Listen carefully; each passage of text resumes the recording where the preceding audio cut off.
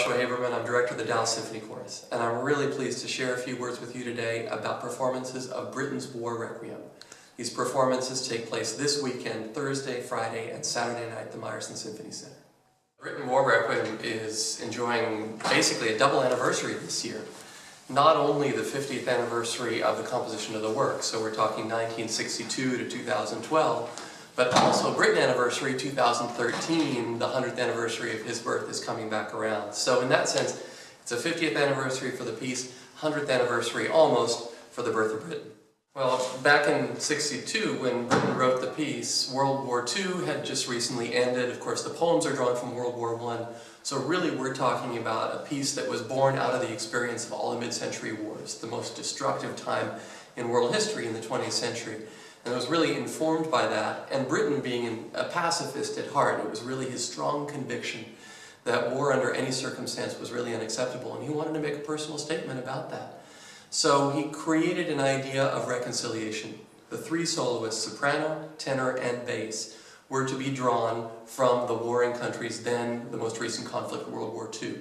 So for these performances, we recreate that original trio of soloists. So we have Bostridge, wonderful tenor from England, from Russia, Olga Guryakova, the soprano, and Dietrich Henschel from Germany singing the baritone role.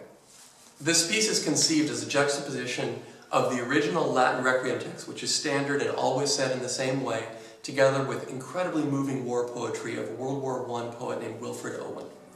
Owen enlisted in the English armed forces and sadly was killed in the last week of the conflict of World War I. But while he was living, especially in his experience as a soldier, he wrote some incredibly moving poetry.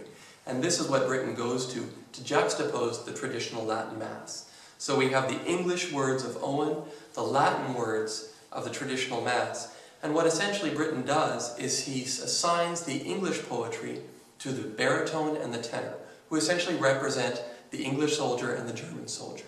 So they are speaking of the soldier's experience through the words of Wilfred Owen, who himself was a soldier in World War I. An incredibly brilliant idea. And then the soprano, the large chorus, belong to the Latin Mass text, and that's what they sing. So there's essentially a juxtaposition, and that juxtaposition is also reflected in the orchestration, in that there are two orchestras. The large orchestra that plays together with the soprano and the mixed chorus, and then a chamber orchestra seated inside that large orchestra that accompanies the two soldiers. Essentially in this work, what you're going to hear is Britain running the gamut of the emotional experience. From the most tender, completely gentle music, especially the music that ends both the first movement, also the Dies Irae movement, and then the final work, which ends in this glorious choral, unaccompanied glow, all the way to the most clangorous, intense experiences you can imagine. And this is Britain essentially depicting the experience of war, which is the most varied and intense experience that one could imagine.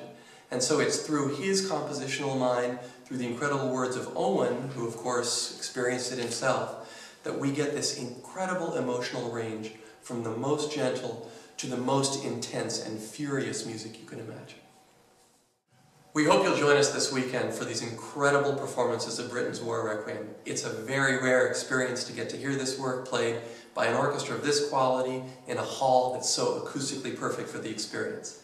And if you want to learn more about the work before you come, please come to our performance preludes that take place an hour before curtain time every night that we have a concert.